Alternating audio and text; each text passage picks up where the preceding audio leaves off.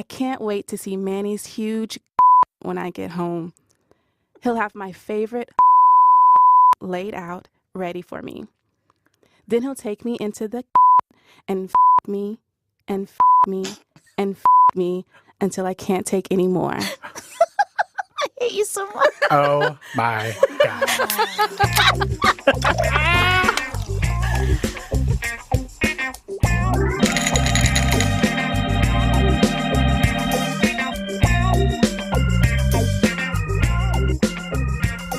Hi, Bim. Hello, Nicole. How are you?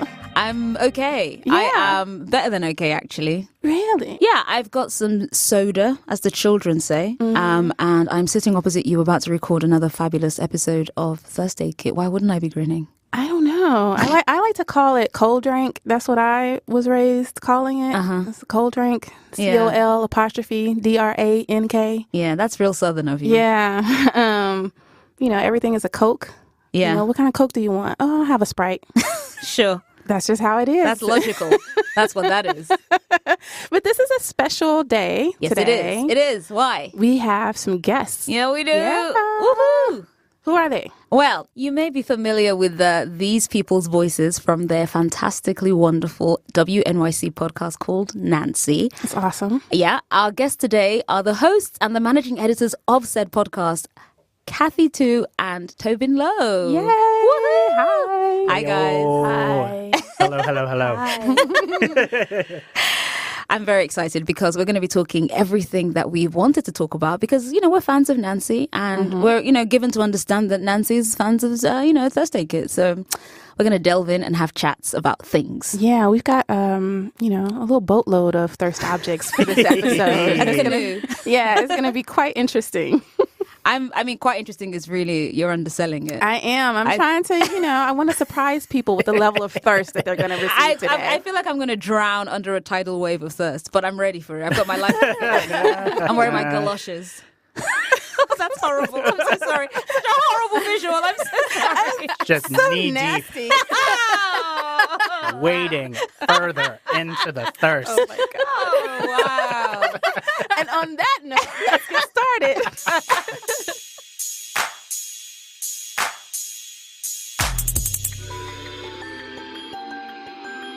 Tobin and Kathy, welcome to First Aid Kit. First of all, for those who are not familiar with your excellent podcast, can you give us a little host back and forth about what it is you do at Nancy? Oh, the ironic thing is we're so bad at doing. I know. This is the easiest part and the hardest part for us. Sometimes I just say it's the gayest show since Car Talk. Sorry. But nobody knows what Car Talk is. It's a show about queer people, by queer people, for queer people. Nancy is not Car Talk. Oh, yeah, no. Make that clear. I don't honestly know what Car Talk is about. I think the joke's requirement is that you don't know what car talk is. So you're just kind of like, yeah, that sounds pretty Yeah. good. Exactly. Great. Yeah. There you go. Yeah. All right, so you're here in the studio with us, and you gave us each 2 thirst objects.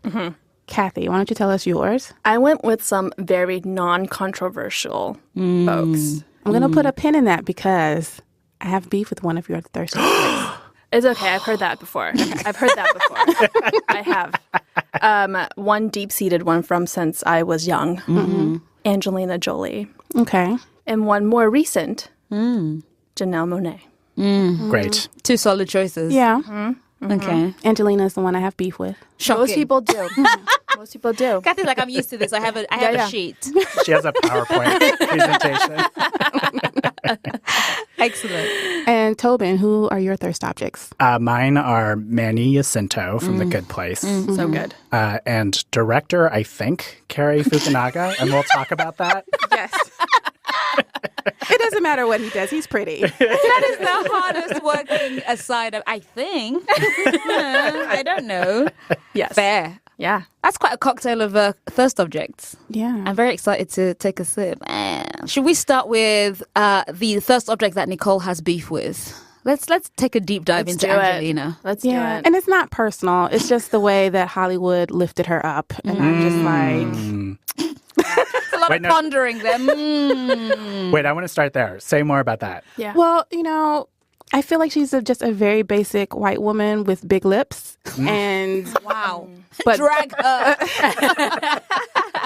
and I'm sure she's wonderful because she's gone on to do some great stuff for humanity and blah blah blah. But Wow. when she was first, So dismissive. I guess she saves lives or whatever. Sure. but I'm just like, there are plenty of black actors who have full lips who do not get that kind of lift. They don't get that kind of marketing. They are not allowed to, have the camera zoom in on their mouths and be focused on their mouths. Like the movie Original Sin. And her character is like in jail for much of it because she's telling the story from memory or whatever. The camera is completely on her mouth and she's licking her lips and they're like dry and crackly because she's done whatever they do to make the lips fuller. And so there's no moisture on. I'm like, this is not sexy. Just because she's got big lips doesn't, what else is there for her? You did not want a woman to be interested in you just because you owned a pretty bank account. Yes. Yes. Well, then we have something in common. We are both not to be trusted. So I'm like so annoyed with Hollywood's marketing of her. And then also when she was married to Brad Pitt, I do not like Brad Pitt. So they're just like a whole couple of nothing for me. That's fair. That is a fair criticism that I would apply to almost all white actors in Hollywood. Wow, but yeah.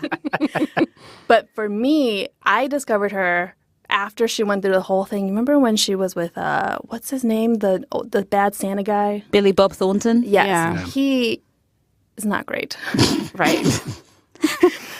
And after that whole thing was done and she became a mother, I feel like for me, that's when she became beautiful to me. Like before that, Hollywood was sort of like, she's so exotic looking. Right. Yeah. She's so different from all the other actors. But then she became a mother and she, like, I feel like stopped wearing all the makeup that Billy Bob wanted her to wear. And became like this person that I could not only look up to, but like I wanted to be her. And then eventually when I came into who I was as a queer person, I was like, that's what I want to be with. What an evolution. It's like a John Legend song. We're just ordinary thirsty. It's fine. Yeah. And Yeah. And then she has just played such a huge role in my life. And even to this day, I am still, when I see her, I think there's so much behind it. And she's the reason, this is dumb.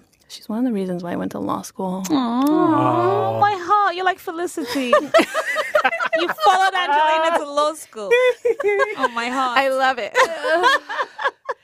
And yeah, to this day, if she decided that we could date, I would drop everything. I'm sorry. That's fine. You know what? Live in your truth. That's fine. It's just, Angelina, I guess also because that shift from I'm carrying my man's blood in a vial around my neck to I'm saving children around the world was so drastic for me. I could not ever fully believe it. That's and so I'm still skeptical of her as a public person, right? That's Obviously, fair. I don't know her, Right. but I'm still very like, something's not right with this. Yeah, I mean, sometimes I'm still, because I don't understand children. I feel like she's collecting them at this point. But, Right. But And there's the issue also of kind of like transracial adoption and that whole like, the what that entails and how responsible people are and so on. So, I think there's definitely room to kind of critique or at least, question. Yeah. But I think there's also room to just kind of also answer the question, what would I do though? And I think that these are the thirsts that we all live with. Right. You know? I'm just kind of like, it's just, I mean, that's most of me fancying men. I'm like, ugh, they're terrible. However, I guess if I had to. Yeah.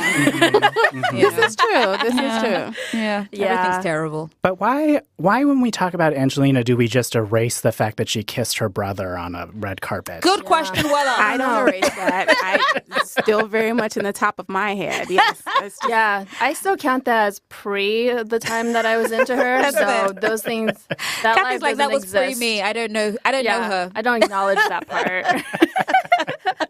That's fair. Yeah. Let's talk about one of your faves, Tobin. Okay. So he was the subject of our Redacted this week. Tell us a little bit about Manny. There's something about Manny. That's the film I want to watch. Oh my God. Where to start? Well, he has cheekbones for days. Oh my God. Just like carved from stone. Oh my God. He's so pretty. He makes me want to cry. I know. It's like, and also like on The Good Place, he plays such a dumb character so brilliantly. But it's that sort of thing that Hollywood sometimes asks you to do where they put a gorgeous person in a dumb, unattractive role and everyone around them treats them like they're dumb and unattractive. And you're watching and you're like, I have to pretend they're not the hottest person alive right now. Right. Right. A suspension of disbelief that even I cannot muster. I feel like if I ever kissed him, he would cut me with his cheekbones. So that's one thing. Yeah. Would he then tenderly nurse them back to health? That's part with of his it, soft right? hands? Yeah. Oh, I'm so sorry. I cut you with my cheekbones. Here, let me hug it out. Yeah. Yeah, same. I mean, the thing about Manny for me, you mentioned his cheekbones. The thing that is most striking for me is his jawline. Yes. Like, I just want to sharpen a knife on it. Like, but like not in an abusive way. I mean, like, I want to. It looks like granite, but like covered in like soft marble, but hard. I mean, look at that shit. Look Oh at my that. God. Nicole is showing us all a photo of Manny, and he looks like his neck is like, can you see the hollow of his neck? Ugh, I can sleep there And for the like puppy 6 dog weeks. eyes. The puppy dog Yes. eyes, the amazing, wonderful, glossy hair. Yeah. He just looks like he's just kind. Yes. Sure. That's not the adjective that I would use to describe him. That's because you're a filthy thirster. He just looks like a really good time. Yeah. Yeah. Time. I there. agree. I Asterisk. He's A heavy also asterisk. an incredible dancer. I love a guy who can move. Okay, so you told us to go to Manny's Instagram. Yeah, go to his Instagram. Okay. I don't know if he posted anything recently with him dancing, but go to some of the videos. Okay. That looks like he's in a dance studio. Okay. Here is one. The caption on this is, always grateful for this form of expression. Always uncomfortable publicly expressing it. Oh my God. And then the hashtag is sleepless freestyle sessions. Oh, and now you've lost me. Let's have a little play and see what that looks like. Okay, I'm not gonna lie. There's been better. No, but this is good been because better. there's a lot of fluid movement, That's and it very looks like that he knows what to do with his hips. Yes. God, I hate you all so Exactly. Exactly. And he's doing it to Miguel. I love this song. Oh. Oh, okay, Manny. That was a Magic Mike That shit really you just did. Okay, listen. Hashtag this guy fucks. That's what that Wow. So we're going there. Okay. is. I mean, it's thirsty, right? No, that wasn't thirst, my love. That was industrial fucking. That was not thirst. That was a lot. Yeah, Manny has something about him that is, I think, he draws you in, right? Yeah. And his lips he looks like a very soft kisser. Oh, yes. That's so perfect what you just said. Okay, tell us more about that.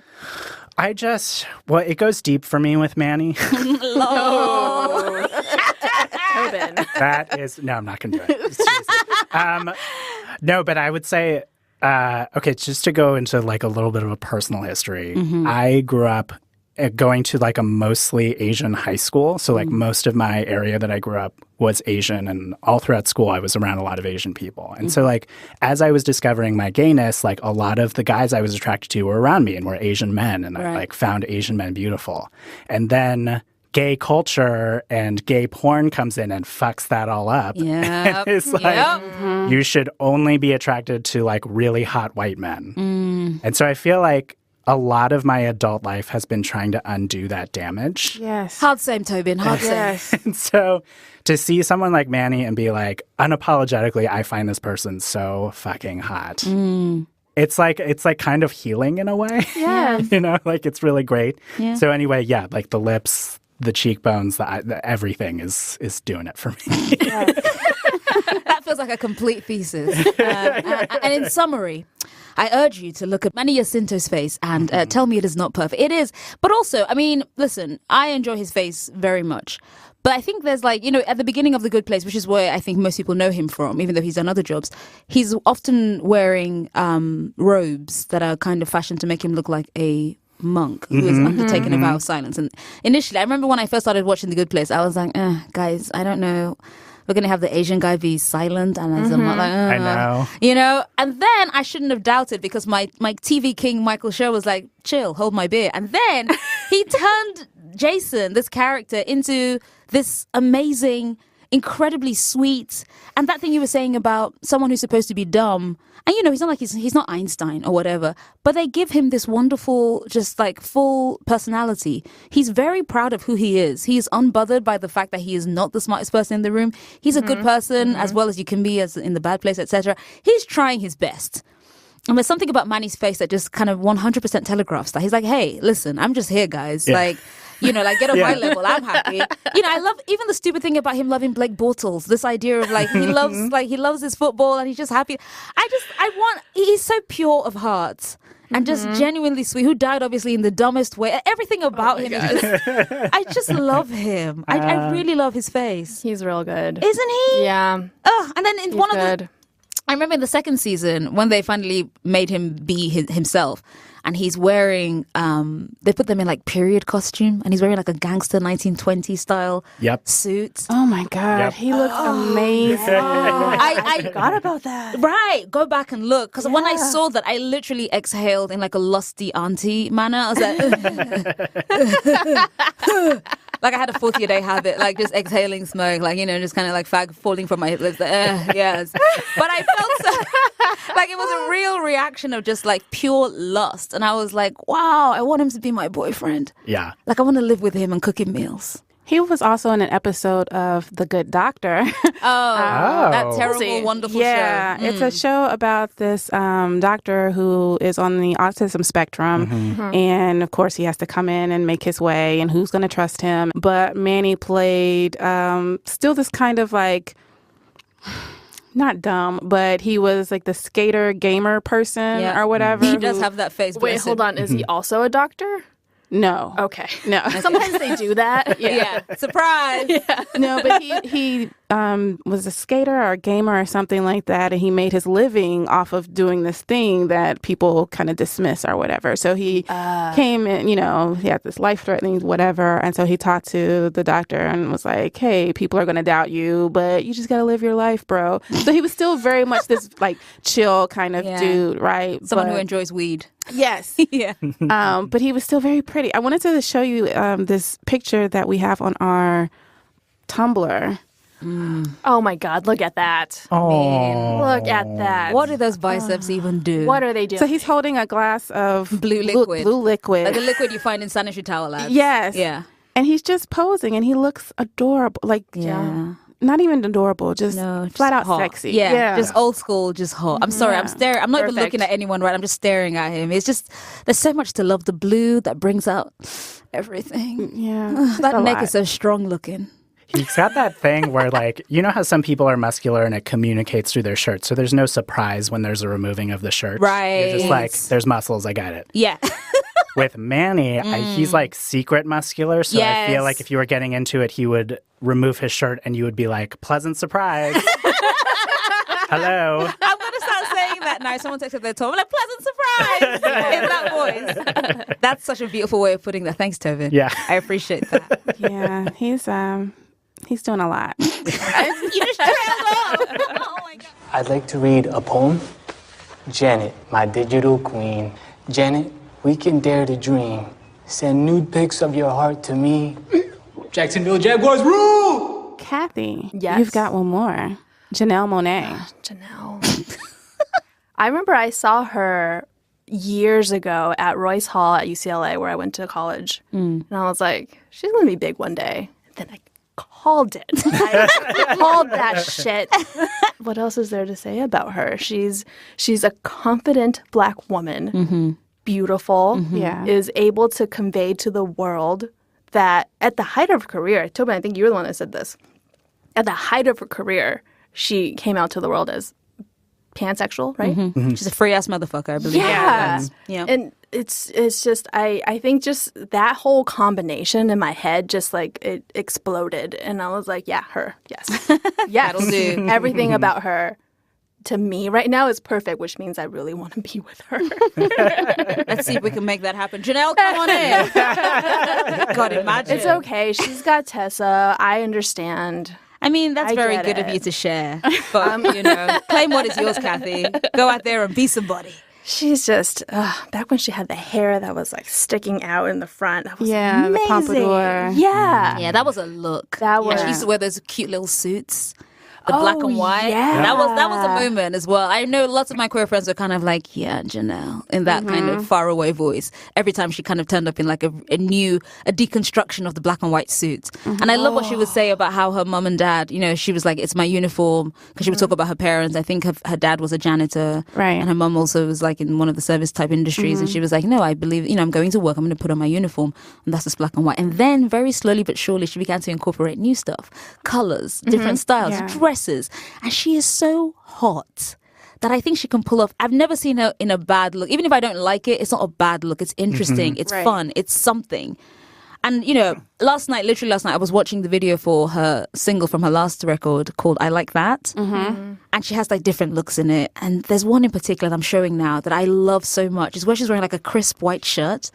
Which is the uniform of hotness in general. I think anyone wearing a white shirt is killing it. Right. And then she's got like this silver makeup, this incredible, beautiful red pout. Yes. And the hair is like black and silver. And it's just like every time I see it, like I gasp. I'm just like, why? How? What is this for? Why am I so feelings? She's just beautiful. And, she's obviously this confident, talented, all that other stuff. So talented. And I know she's worked through stuff too, and she's done it through music by like putting the Arc-Android sort of like as the forefront of all her music as a way to like try to figure herself behind the scenes. I feel like that. Maybe I'm reading into it. No, don't. But carry on. It's just like that.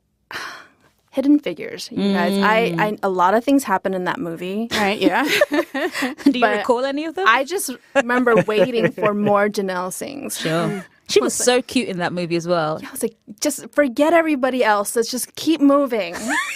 Let's keep going back. She's going to school. Come on, you guys. Let's keep going. Yeah. Oh, it's amazing. No, she has like, I mean, someone made a really great point at the time of Hidden Figures and Moonlight because she was in both. And somebody was like, I love that Janelle's never acted before and then appears in 2 Oscar-nominated movies. It's like, chill. Yeah. Yeah. And I'm just like, oh shit, yes, that's exactly correct. Like she just said, That's like, I guess I'll true. try acting, and Yeah. then ends up in like 2. I bet you that's her entire life. I'm going to try music. Boom. So good. Well, and in Moonlight too, I feel like I remember watching that movie, and it wasn't until like 3/4 of the way through that I had a moment where I was like, "Oh shit, that's Janelle Monáe." And there's like a scenario where she could have done that role, and it could have been like Janelle Monáe with all caps. Like sometimes someone crosses Yeah. over, and you are very aware it's such and such in a film. Yeah.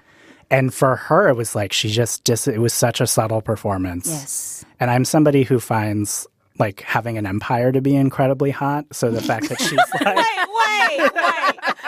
Tell me very briefly, what is your dating issue? Personally speaking, said Toby, and I prefer if you own an empire. What? Who's in your past? Darth Vader? Like, who are you? I just mean like she's got a lot of things going on. Oh, I like see. she's doing the music, she's doing the acting, and she's doing like any number of things impeccably well. And that sort of thing is always like, oh my God. Yeah, that's Incredible. You know what else is really hot? Stamina. In her last concert. What again? Allow me to pause. Right. Hold on now. I'm like, wait, that came from a voice of experience. Stamina. Okay. Not mad at it. In her last concert, she basically danced and sang her way through the entire show. I was like, do you need a break, Janelle? Do you need a break? We can sit here. It's fine. Yeah. I was tired from standing and dancing in my seat. I've never seen her live, but I've seen videos, and she will dance her pompadour, like at the beginning. She will dance that out, and like her hair will completely come down. Yep. She just gives everything, and she leaves it on the stage, as they say. Totally. She Totally. I was like, this is a transcendent experience. I'm so glad I am here. And when it was over, it was very sad. Yeah. I want to bring back someone, I can't remember who mentioned her doll-like appearance to somebody. I don't remember who it was. Was that Was you, it Jen? me? I don't know. I said a lot of thirsty things today. It could have been any. But she has a movie coming out called Welcome to Marwin with Steve Carell, and it's about this man who he's working through some trauma with dolls and stuff. And she plays one of the dolls. She plays G.I. Julie. And I was like, why even have her in this movie? Because she looks like a doll in real life anyway. Like, there's no way I'm going to be able to remember that she's a character right now. Yeah. But that's going to be really interesting. I'm interested to see how that's going to look. She is so beautiful and very delicate looking. Like she feels like she would play a really great like fairy called Wendy, or other fairies are available. Like she just has a very kind of almost not of this earth kind of like really just like I'm just visiting, a real alien sensibility. Like she talks about being an android, right? Cindy Mayweather. And you're like, yeah, I believe that. Like if you said that actually, in that video she did with Miguel for the song Primetime, where, it's all full of like, from the future where these women are like half android, half whatever. And I'm like, yeah, that's the world she should live in. Like it feels so compelling. And, the idea of a narrative that she's building around, the dirty computer thing, the thing about having to kind of scrub clean and all that stuff. And then on the other side of that is just this really great, she does like a really great mix of like R&B and funk and hip hop and whatever, and it's like everything that she's making is familiar, but it's all hers. And I love to watch her dance. Like she's just such a great mover. Yeah. Oh, totally. Right? And when she would wear those suits and do the dancing, I was just like, man, I wish I could wear suits and or dance. Like, when just someone is just like compelling to look at. Yeah. She has that in spades. I love her because Prince was, he was a big fan of hers and, reached out to her. And I love Prince to pieces. And one of the songs that she put out from this last album was called Make Me Feel. And I loved it. I originally was like, oh, this is the Prince tribute that people should have been putting out. Right. Because it was such a Prince song. And then she later revealed that he produced it, that he wrote it, and that this was her way of honoring their working relationship. And I was like, I love that. I love that she didn't try to like tear it up and make it into some pansexual, right? She's a free ass motherfucker, I believe. Yeah. Yeah. And it's just I think just that whole combination in my head just like it exploded, and I was like, yeah, her. Yes. Yes. That'll do. Everything about her to me right now is perfect, which means I really want to be with her. Let's see if we can make that happen. Janelle, come on in. God, imagine. It's okay. She's got Tessa. I understand. I mean, that's very good of you to share. But, claim what is yours, Kathy. Go out there and be somebody. She's just, back when she had the hair that was like sticking out in the front. That was amazing. The pompadour. Yeah. Yeah, that was a look. That was. She used to wear those cute little suits.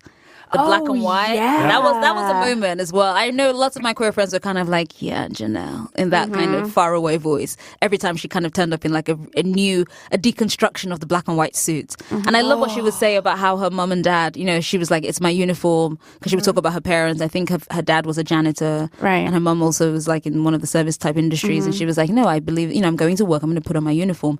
And that's just black and white. And then very slowly but surely, she began to incorporate new stuff. Colors, different styles, dresses. And she is so hot that I think she can pull off. I've never seen her in a bad look. Even if I don't like it, it's not a bad look. It's interesting. It's fun. It's something. And, literally last night, I was watching the video for her single from her last record called I Like That. And she has like different looks in it. And there's one in particular that I'm showing now that I love so much. Is where she's wearing like a crisp white shirt. Which is the uniform of hotness in general. I think anyone wearing a white shirt is killing it. Right. And then she's got like this silver makeup, this incredible, beautiful red pout. Yes. And the hair is like black and silver. And it's just like, every time I see it, like I gasp. I'm just like, why? How? What is this for? Why am I so... Feelings. She's just beautiful. And, she's obviously this confident, talented, all that other stuff. So talented. And I know she's worked through stuff too. And she's done it through music by like putting the Arc-Android sort of like as the forefront of all her music as a way to like try to figure herself behind the scenes. I feel like that. Maybe I'm reading into it. No, don't. But carry on. It's just like that... Hidden Figures, you guys. I a lot of things happen in that movie. Right, yeah. Do you recall any of them? I just remember waiting for more Janelle sings. Sure. She was so cute in that movie as well. I was like, just forget everybody else. Let's just keep moving.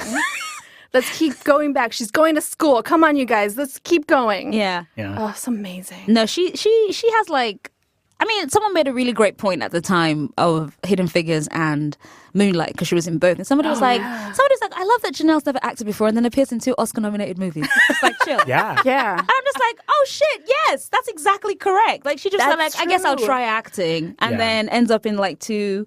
I bet you that's her entire life. I'm gonna try music. Boom. So good. Well, and in Moonlight too, I feel like I remember watching that movie, and it wasn't until like 3/4 of the way through that I had a moment where I was like, "Oh shit, that's Janelle Monáe." And there's like a scenario where she could have done that role, and it could have been like Janelle Monáe with all caps. You know, like sometimes someone crosses over, and you are very aware it's such and such in a film. Yeah. And for her, it was like she just it was such a subtle performance. Yes. And I'm somebody who finds like having an empire to be incredibly hot. So the fact that she's like, Wait. Tell me very briefly, what is your dating issue? Personally speaking, said Tobin, I prefer if you own an empire. What? Who's in your past? Darth Vader? Like, who are you?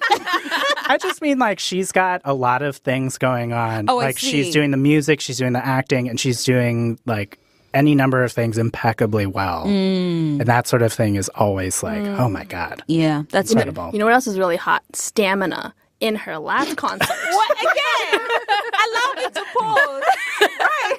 Hold on now. I'm like, wait, that came from a voice of experience. Stamina. Okay. Not mad at it. In her last concert, she basically danced and sang her way through the entire show. It was like, do you need a break, Janelle? Do you need a break? We can sit here. It's fine. Yeah. I was tired from standing and dancing in my seat. I've never seen her live, but I've seen videos, and she will dance her pompadour, like at the beginning. She will dance that out, and like her hair will completely come down. Yep. She just gives everything, and she leaves it on the stage, as they say. Totally. She Totally. I was like, this is a transcendent experience. I'm so glad I am here. And when it was over, it was very sad. Yeah. I want to bring back someone, I can't remember who mentioned her doll-like appearance. Somebody, I don't remember who it was. Was that Was you, it Jen? me? I don't know. I don't know. I said a lot of thirsty things today. It could have been any. But she has a movie coming out called Welcome to Marwin with Steve Carell, and it's about this man who he's working through some trauma with dolls and stuff. And she plays one of the dolls. She plays G.I. Julie. And I was like, why even have her in this movie? Because she looks like a doll in real life anyway. Like, there's no way I'm going to be able to like remember that she's a character right now. Yeah. But that's going to be really interesting. I'm interested to see that, how that's going to look. She is so beautiful and very delicate looking. Like she feels like she would play a really great like fairy called Wendy, or other fairies are available. Like she just has a very kind of almost not of this earth kind of like really just like I'm just visiting, you know, a real alien sensibility. Like she, you know, she talks about being an android, right? Cindy Mayweather.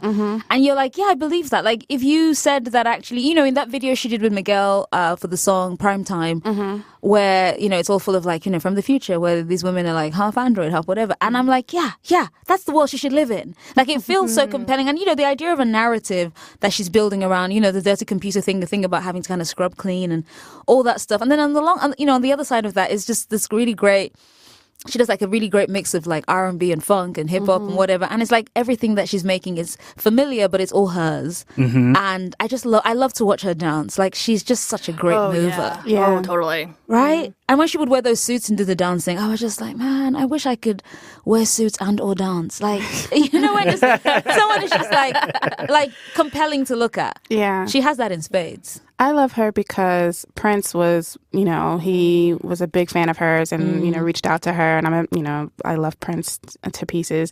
And one of the songs that she put out from this last album was called Make Me Feel. And I loved it. I originally was like, oh, this is the Prince tribute that people should have been putting out. Right. Because it was such a Prince song. And then she later revealed that he produced it, that he wrote it, and that this was her way of honoring their working relationship. And I was like, I love that. I love that she didn't try to like tear it up. And Oh, right. He's really attractive. But if you put like a different picture of an attractive person in front of me like 5 times in a row and was like, this is Cary Fukunaga, I'd be like, great. That's him.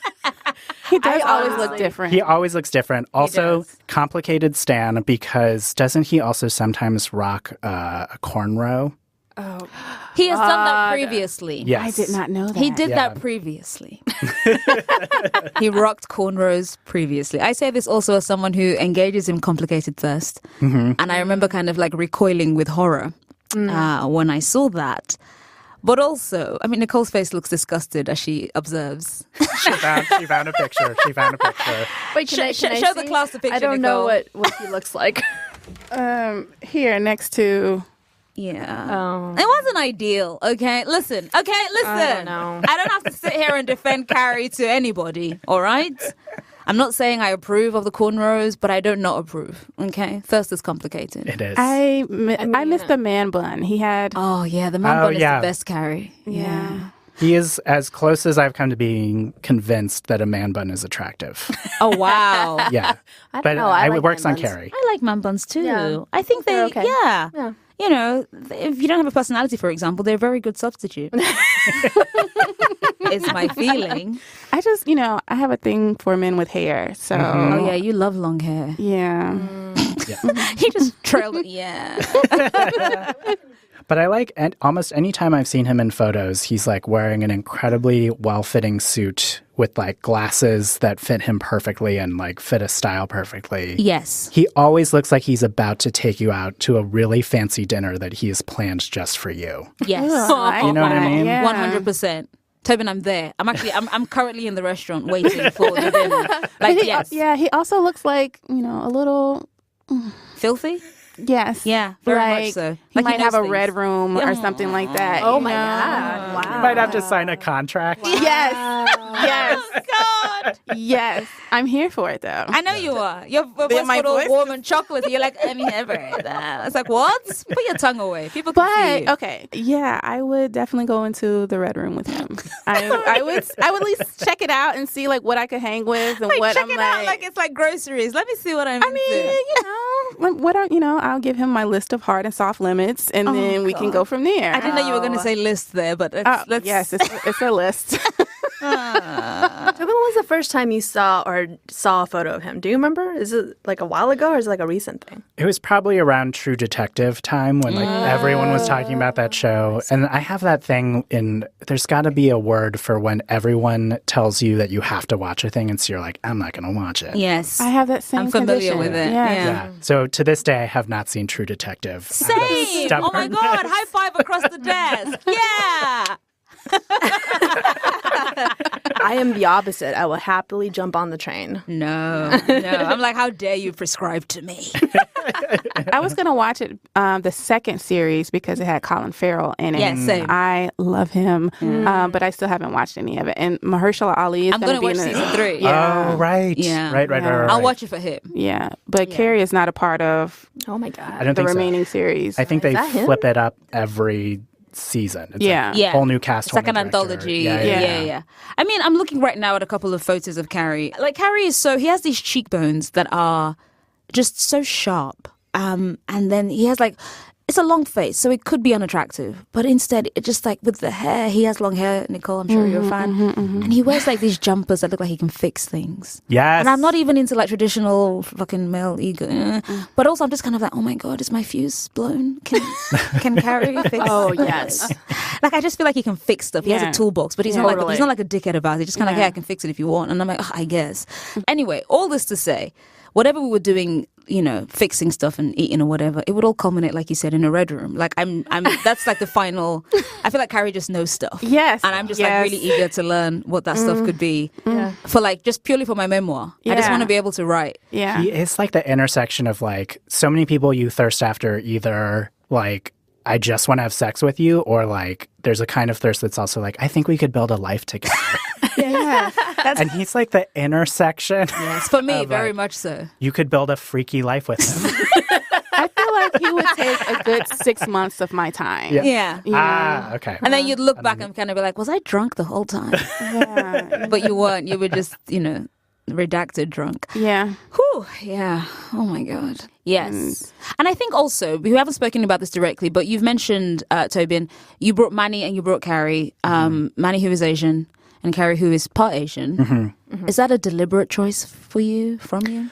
I think so. I mean, I think the thing I always try to be conscious of is like if somebody has white passing privilege, which I would say Carrie a little bit has some white passing privilege. But like absolutely, if I get an opportunity to shout out some Asian guys, I'm going to do it. We appreciate it, man. We appreciate your service. Love that. You're doing amazing, sweetie. Thank you. I mean, listen, I've been thinking a lot, and we've been doing, Nicole and I do this pretty much every episode, especially when we have somebody, a person of color, as our thirst object, is thinking about the ways in which they have been presented to us. Mm-hmm. So you were saying before about having to unlearn and undo everything because of the way the world presents Asian men, for example, and you kind of go, well, that's not the people I know or fancy or whatever. And, we talk about this a lot about, we had one of our most popular episodes to date is our number 3 episode from season 1, which was about John Cho. Oh, John Cho. Yeah. Yeah, he's another one where the freaky intersects with like the life building. Absolutely. Yeah. God bless you, John Cho. Kathy's just staring off into space. I just want to. I'm rolling through all the. Remember the campaign that was like, what if it starred John Cho? Yes. I'm just rolling through all the posters right now in my head. Yeah, it's on an endless loop. He's so hot. Yeah. But again, like talking about the idea of who were allowed to fancy and who were kind of pushed towards fancying. So it's really lovely and, just warm and fuzzy to kind of, you sit there and kind of go, no, I'm going to bring a couple of Asian dudes in here because they deserve the space. They do. Oh, They do. They do. And it's like I think what you guys talk about all the time, which is like everyone, there's a power in being objectified just like anyone else. Right? So like we're even sitting here talking about these men in a certain way. There's like a power in that, which I like. Yes, talked about without the fetishizing part. Yes. Yes. Exactly. Which I really like. Yes.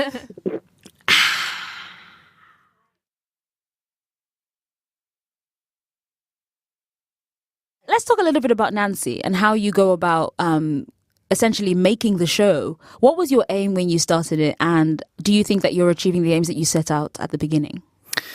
Ooh. Because it's such a catch-all. It's such a big podcast, right? It's not about one thing. It's about people's lives. Yeah. And that is so wide. Yes. Do you think you're doing a good job like covering the breadth of the kind of the communities you wanted to? What's your answer? So I think when we started the podcast, the main thing we wanted to do is let people be the protagonists of their own stories. Because so often what we hear or what we were hearing with LGBT stories is like a story about a gay person or a story about a trans person or, whatever. And so one of the things we wanted to do is like personalize and let people really do like a first person, this is what my experience is. And so I think when we're doing on the show, what we want to do is when we have somebody come on and just get to tell their story 100% from their perspective in a way where they don't have to speak for the entirety of their part of the LGBT spectrum. When it's really like, this is what happened to me, or this is what I feel, or this is what I think. So in that respect, like that is our metric of success if we're doing what we set out to do. I think that there will never be a time when we're like, did it. Yeah. We covered it all. Yeah. It's always a work in progress, I think. Yeah. Well, and to that point, like learning to accept that too. Because it's hard. As much as we get emails from folks, we get a lot of emails from folks that are so excited about the show and so grateful for the show. And then we'll also get messages that are like, you didn't really cover me, or you didn't, when you talked about this thing, you didn't get to my part of it.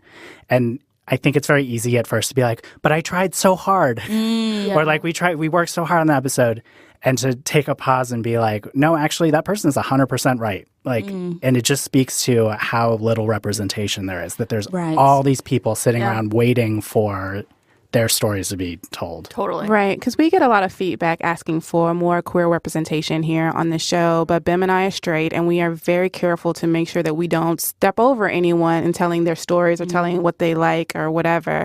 So it's just kind of like, we're not saying no because we don't want to have queer people on the show. We actually have had several queer people on the show, but if they don't bring up that they're queer, we're not going to force them to bring it up. Like, tell us your gay perspective. Yeah, like, that's a pressure on someone. And so we're just trying to, we want to amplify voices, but we don't want to be the one speaking for other people. Right. Totally. It's one of those things where you're kind of like, yeah, you're right. We should be doing it. Like, there should be a multiplicity of voices exploring all these other parts. And you're not wrong to want that representation. But, we can't do it all. And the key is to have as many voices telling as many stories as possible. Exactly. So you can find yourself somewhere in there. Yeah. And then there's also the burden that's placed on Black women to be everything to everybody and to make sure that everybody is included when we are not often included with everybody else's story. And I imagine it's the same for you guys as well. Like, you have to tell all the stories, bearing in mind you occupy certain spaces in, the LGBT kind of rainbow. And it's kind of like, well, bring in other voices and other stuff. But you, like you were saying, you can't ever pat yourself on the back and kind of go, well, that's a job done. Yeah. Right. Yeah. Yeah. Well, it's so great to be on this show right now because I realized when I was asked for my thirst objects that I don't let myself think in that way because you don't want to think about women in like an objectifying role. And I've taught myself for so long now not to do that I could only think of people who inspire me. Even whether or not I have an attraction to them. Right. And I think that's why I picked one that was somebody that has been a part of my life for a very long time and one that was the more recent one that I can feel like I definitely have a strong attraction to, but I don't even really know how to talk about it. That's important. Yeah. That's important. I think finding language is a very important thing. And it's like we try to encourage, like, people will often send us messages and kind of go, hey, what do you think about this person? And we'll be like, hey, look, we don't fancy them, but don't let that stop you. Yeah. We're not, prescriptive. Just go out and apply the way that we thirst to whomever you're thirsting after, But it is very tricky to talk about women in that same way, right? Because that's what we've been doing for millennia, right? Just talking about women and breaking them down and what their looks and all this kind of stuff. So I think it is significant that we've talked about Angelina and Janelle and how they inspired you. And that's sexy too. Who did you all have on your bedroom walls as teenagers? Oh. Who did I have? Well, what's tricky for me is I didn't come out until I was in college. Okay. And so I'm trying to think, like, who did I secretly, like, who did I have on my mental bedroom wall windows? Wonderful. I definitely had Angelina Jolie on my wall, but at the time I was like, inspiration wall. Right. Inspiration for what? I want to know. Wait, I want to know, what did you tell your mom she was on the wall for? Oh, you know what? It was Angelina Jolie and Sandra Bullock. Love both of them. Solid choices. I told my mom that I really wanted to work in film and I admire these actors. I love your voice. My mom was like, yeah, I buy that. Don't work in film, though. Oh, bless. You've had Lena Waithe on your show twice now. Oh, Lena. And this makes me think of the Thanksgiving episode where that's when you had her back on for the second time. And how she had all these, her character had all these women on Jennifer the wall. Aniston. Yeah. And her mother was, completely oblivious, but it seemed so obvious, like after the fact, right? So I was wondering if maybe there was something like that for you. Parents will overlook anything. Exactly. They will overlook anything. Yeah, I didn't date a single girl in high school, and my parents were just like, he's very focused. He's a very focused student. My mom was more like, you shouldn't be dating. But then in college, she was like, where's your boyfriend? Oh, yeah. What is that about? That's the same with African parents. I can give that to you for free. It's like, no, stay away from boys. You'll get pregnant. Also, where is your husband? It's like, what? What? Like, this just changed in the last week. Oh, gosh. No, Toby, so who was on your mental wall? I'm so embarrassed because for some reason the only name that's coming to mind is JC Chazet. Oh my God. That's a solid choice. But I did love him, though. But I have a weird thing sometimes where, again, we talked about the pieces of pop culture that people tell you, like, you have to listen to that or watch this or listen to this, and you're like, no. So for me, I think I had a thing where everyone was about Justin in NSYNC. They were all like, Justin's the hottest, Justin's the star. And I'm like, what about JC? He's the hardest working one, and I would argue the most talented one, too. See, the Justin thing was absolutely a worldwide conspiracy because quite obviously you look back at those NSYNC videos and you're like, excuse me, JC is clearly the hotter one. Yeah. And he has the voice. Yeah. But they never gave him more than like a couple of lines. I'm No. like, man. They always made Justin sing first, and then JC had to come in and close it up. Right. Like a He has surgeon.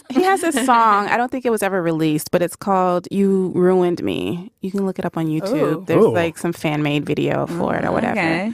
It is beautiful. Is it a ballad? Yes, Okay. it is. Oh my God, JC. Yes. Okay, that's all I got. Was this before or after his solo album, which I think was called Schizophrenic? It was. It was after. I think God. it was. Or schizophrenic or something horrible like Yeah, that. yeah. Yeah. It was after, so I think it was going to go on his second I solo see. album, and then whatever happened with all of that. But You Ruined Me. Look it up on YouTube. Okay. It's out there. We'll put it on our Tumblr, listeners, so you too can enjoy partake in the Nicole's Social Voice Thursday. You're like, it's called You Ruined Me. What kind of late night DJ voice was that? Because he has such a good voice. He does. And I mean, JT is fine, whatever. But Tell us how you feel, Nicole. Can't be with anyone since I felt our worlds collide. It's like I almost died. The way you make me feel, I'm changing, got me breaking down inside. Well, we were talking about like what I would have put up on my walls, and for sure, I'm just remembering now that there was like a James Van Der Beek cover. Wow. I want to say it was a Rolling Stone, and it was at the height of Dawson's Creek fame. And I didn't even watch that show. But like Love that show. that cover, whenever I was by like a magazine stand or something, I would like just subtly shimmy over and just like kind of look at it for a little bit. Like closeted Tobin. Oh, James Van Der Beek. Yeah. I I can't just- find it, but we'll find that cover. Yeah. You need it. Oh, what magazine was it? Anyway, yeah. I didn't watch Dawson's Creek when it was out. I'm a little older, so it didn't really appeal to me. But I recently started watching the show because Joshua Jackson as Pacey, Listen. he was doing a lot for me. And I was so confused because this is, he's a teenage character. And he was an adult when he was playing the character. But it was Yeah. still confusing, much in the same way that like Noah Centineo is confusing in To All the Boys I've Loved Before.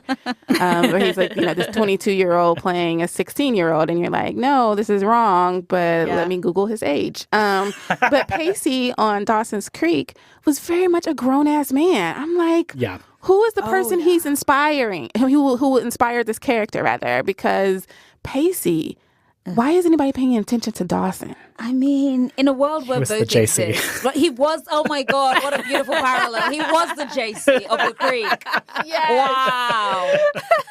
So yeah, all this to say, isn't it wonderful when everything that you thought you couldn't express, you are now able to? I think often about the ways in which, Nicole, you were talking about as Black women getting to talk about, our sexualities in a way that doesn't feel like, oh, we're performing it. It's just like, Yeah. I've had these feelings, I've had these thoughts, and I get to be able to talk about them. And I feel like when I listen to Nancy, it always feels to me like, oh, like you said, creating the space where you're just kind of like, oh, just come and tell your story. And it's not about your gayness or your queerness. It's very much kind of like, here's a story, have a listen.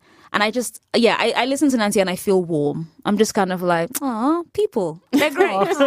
Like even when they're terrible, they're okay. Sometimes. Yes, that's what I'm saying. Sometimes they're like, oh my God, let's ban the human race. Yeah. But other times you're just kind of like, wow, we are so rich. Yeah. All of us, so full of things. Thank you, Kathy. Thank you, Tobin, for coming in. Everyone, make sure you listen to Nancy. Yeah. Where else can we find you besides Nancy and WNYC? Oh, on Twitter and Instagram, I'm at Tobin Lowe. I am at _ Kathy too, because somebody has my name. And it's active, so it's real annoying. This is exactly the tone I wanted to end this with. Somebody has my name. Amazing. Thank you so much, guys. Thanks for having us. Oh, Thank no. you. Absolute pleasure.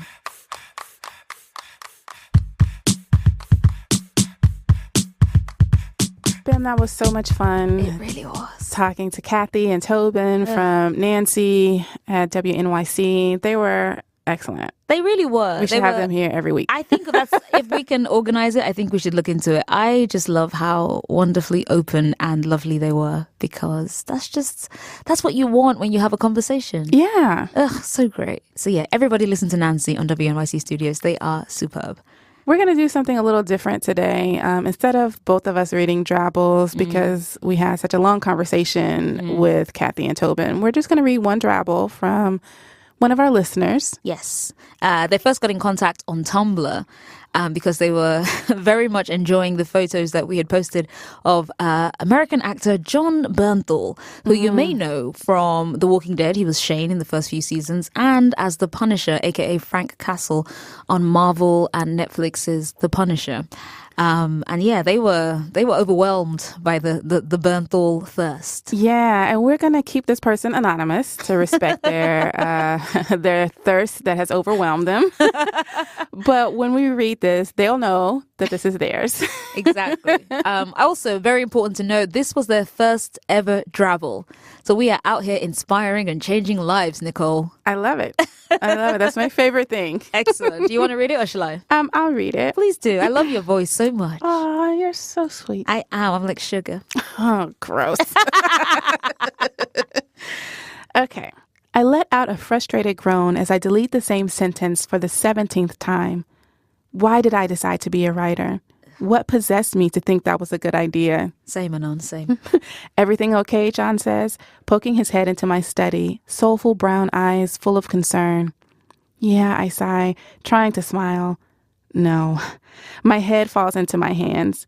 He chuckles and steps up behind me. Okay. His big hands fall to my shoulders and work at the knots that I've been building for days. Sitting at a computer all day, wrestling with the English language is probably not great for my health. So tense, he says, lips next to my ear. My fingers fall away from the keyboard to rest on my legs, and I can feel his smile against my skin when he kisses that spot under my jaw. What? I shiver at his touch, arching my neck towards him, and he spins my chair around to face him. His grin widens as he cages me in, hands on the arm of my chair. Think I know how to fix that. Bitch, does he? Oh my God. Anon, hello. Anon said, listen, you're going to get these words. It's such a clear picture. That's exactly it. Like, it's visual. They are building a visual template for you to kind of just insert yourself.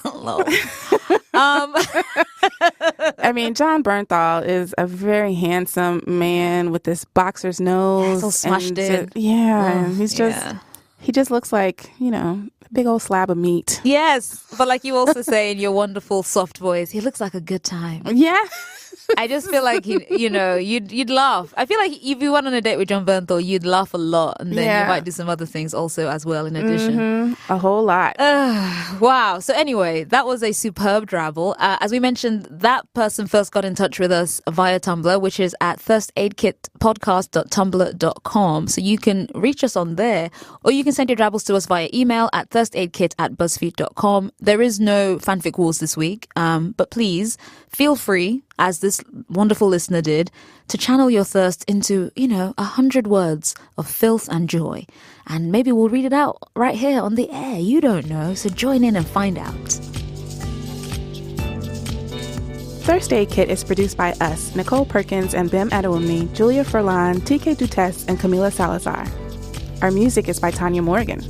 Big thanks to our guests, Kathy Tu and Tobin Lowe, hosts of the Nancy podcast, who was such fun, generous, lovely guests today. You can check them out on Twitter. They are at Nancy Podcast, and you can listen to them on WNYC because they are great. You can follow the show on Twitter at Thirst Aid Kit, and we're at Tennessee Whiskey Woman, that's TN Whiskey with an E, Woman, and Bimadew, BIMADEW. Plus, we're on Tumblr at thirstaidkitpodcast.tumblr.com. You can come thirst with us over there. It's okay. For our Thirst Sommelier service, please call and leave a brief message on 765-884-4778. That's 7658-THIRST. Non-American listeners can send us a short voice note via email.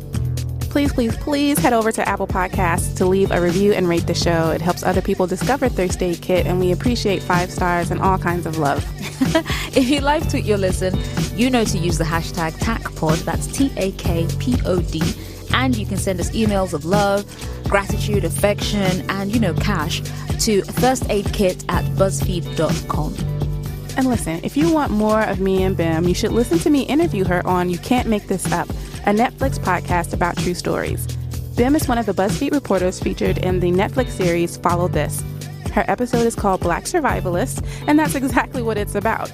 So go over there and check out her episode, then come listen to us on You Can't Make This Up, wherever you get your podcasts. It was a great interview, Nicole. You're so good at your job. Oh, thank you. In the meantime, you know what to do, and that is to stay thirsty. Bye. Can I request one thing? Oh my God, please do. Will you do the clown nose sound? With no warning? Hold on one sec. Let me take a sip of my drink. No. You ready? Yeah.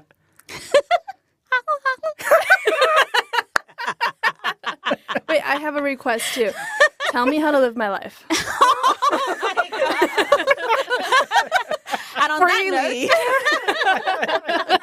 note, exactly. Look into Janelle Monáe's attitude. Live like a free ass motherfucker. That's the full answer every time. All right. There you go. Great. So, Thank you. join us next week for more life tips.